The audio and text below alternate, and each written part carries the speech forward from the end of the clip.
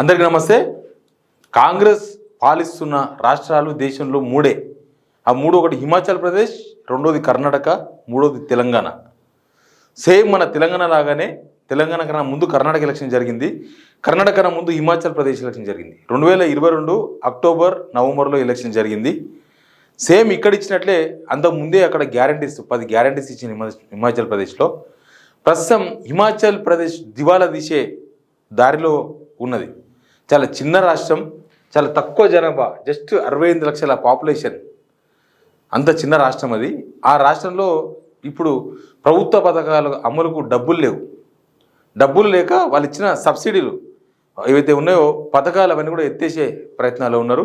Himachal Pradesh already అప్పులు కూడా చేసింది. ఇప్పటికే ఆ గవర్నమెంట్ 86,000 కోట్ల అప్పు చేసింది. 68 లక్షల పాపులేషన్ ఉంది ఆ రాష్ట్రంలో.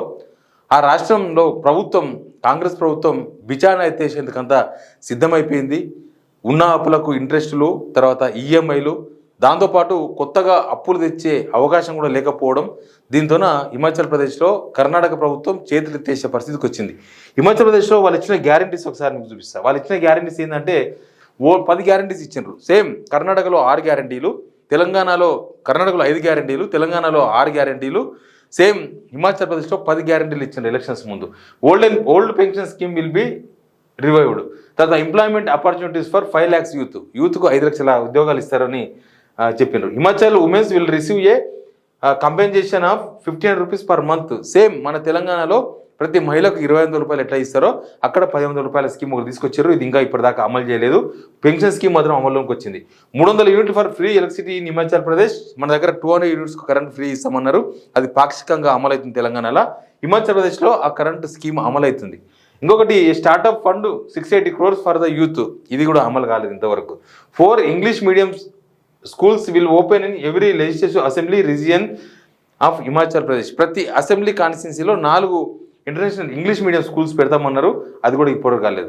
Free medical treatment in every village through medical clinics. ఇది కూడా అమలు కాలేదు.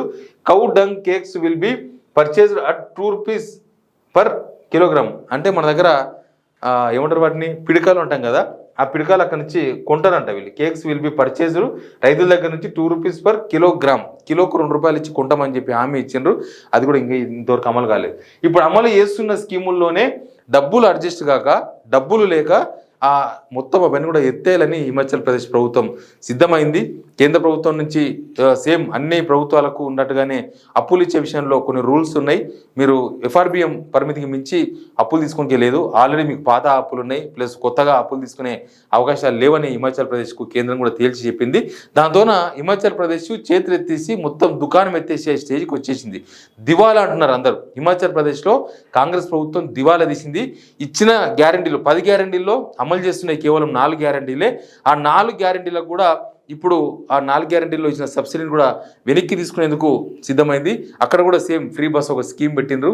ఆ ఫ్రీ బస్ స్కీమ్కు ఇప్పుడు 50% టికెట్ పెట్టాలనే ఆలోచనలో హిమాచల్ ప్రదేశ్ గవర్నమెంట్ ఉంది.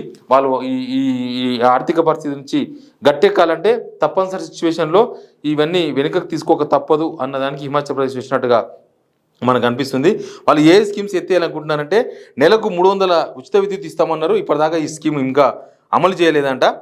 అయితే ఇప్పటికే 125 యూనిట్ల విద్యుత్ సబ్సిడీ కోతలు విధించేసింది ఆల్రెడీ. తర్వాత బీపీఎల్ పరిధిలో ఉన్న వారికి మాత్రమే సబ్సిడీ వర్తిస్తుందని ప్రకటించింది. అక్కడ అందరికీ 300 యూనిట్లు అని చెప్పిండ్రు. ఇచ్చిన కొంతమందికి ఇచ్చిండ్రు. దానిలో మళ్ళీ కోత పెట్టేందుకు సిద్ధమైంది. 125 యూనిట్ల విద్యుత్ సబ్సిడీపై కోతలు. అంటే 300 యూనిట్లో కేవలం 175 యూనిట్ల వరకు మాత్రమే కరెంటు ఫ్రీ ఇవ్వగలం మేము, మొత్తం 300 యూనిట్లు కరెంటు ఇవ్వలేమని చెప్పేసి ప్రభుత్వం తేల్చెప్పింది అక్కడ ప్రజలకు. ఇంకా 14 సబ్సిడీల మీద కోతలు విధించేందుకు సిద్ధమైందంట. అందులో మహిళలకు ఉచిత బస్సు సౌకర్యాన్ని తొలగించి 50% టికెట్ వసూలు చేయాలని హిమాచల్ ప్రదేశ్ సిద్ధమైంది. ఉచిత నీటి పథకాన్ని నిలిపివేయబోతుంది హిమాచల్ ప్రదేశ్ గవర్నమెంట్. అక్కడ ఉచిత ఫ్రీ వాటర్ సర్వీస్ ఉందంట, ఆ స్కీమ్ ఉందంట. అది ఎత్తేసానికే డిసైడ్ అయిపోయారంట. ఇంకా వేతనాలు ఆలస్యం, డిఏలు పెండింగ్. ఉద్యోగులకు డిఏలు అవన్నీ కూడా పెండింగ్లో ఉన్నాయి. మన తెలంగాణలో కూడా 5 డిఏలు ఇప్పటికీ పెండింగ్లో ఉన్నాయి ప్రభుత్వ ఉద్యోగులకు. వేతనాలు ఆలస్యం 2 ఏళ్ళు అయింది అధికారంలోకి వచ్చి ప్రభుత్వం. స్టార్టింగ్లో 1వ తేదీన ఇస్తున్నామని చెప్పి ఇచ్చే ప్రయత్నం చేసింది, సేమ్ మన తెలంగాణలో ఇచ్చినట్టే.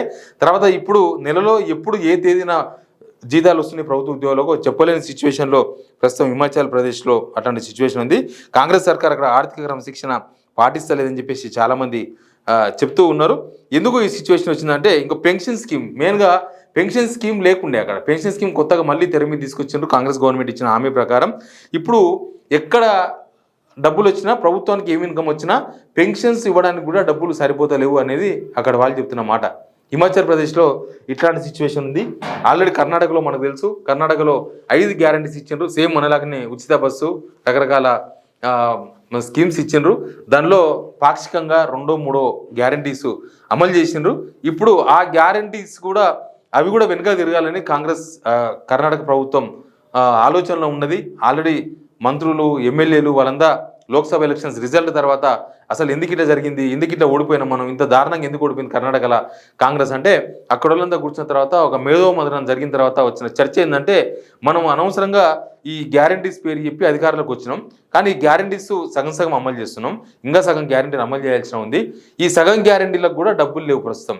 ఈ సగం గ్యారంటీలకు పెడుతున్న ఖర్చుతోనే రాష్ట్రంలో అభివృద్ధి మొత్తం ఆగిపోయింది. ఎక్కడక్కడ రోడ్లు లేవు, ఎక్కడక్కడ కొత్తగా ప్రాజెక్టులు చేపట్టిన దాఖలాలు లేవు. అక్కడ ఏమనంటే మీకు గ్యారంటీస్ వస్తున్నాయని చెప్తున్నారు, అందులో సగం గ్యారంటీస్ అమలు చేస్తున్నారు. తర్వాత కొత్తగా ఇక ఏమీ చేయలేని సిచ్యువేషన్లో కాంగ్రెస్ ప్రభుత్వం ఉన్నది.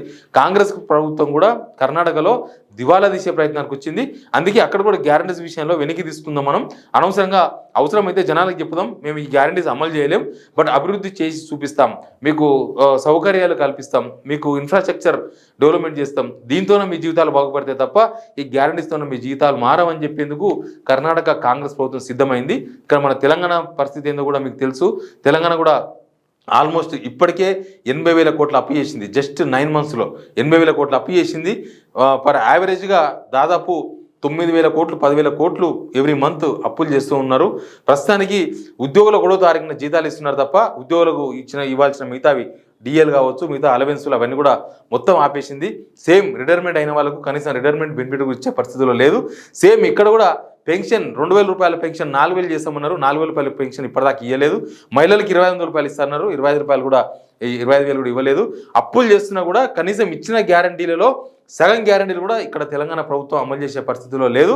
ఆల్రెడీ 14,000 కోట్ల ఇన్కమ్ ప్రభుత్వానికి వస్తున్నా ఏమి చేయకపోయినా అప్పు చేయాల్సి వచ్చింది ఇక్కడ గవర్నమెంట్. ప్లస్ ఇప్పటిదాకా వీళ్ళు ఎక్కడ ఒక అడుగు రోడ్డు వేయలేదు, ఎక్కడ వీళ్ళు ఒక పెద్ద ప్రాజెక్టు తీసుకోలేదు, దేనికి కూడా పైసలు లేవు. వచ్చిన పైసలంతా కూడా అప్పులు కట్టుకోవడానికి, వీళ్ళు తీసుకున్న అప్పులు, గత ప్రభుత్వంలో చేసిన అప్పులు, వాటి మెయింటెనెన్స్, ప్రాజెక్టుల మెయింటెనెన్స్ కూడా డబ్బులు లేని సిచ్యువేషన్ ప్రస్తుతం తెలంగాణలో ఉన్నది.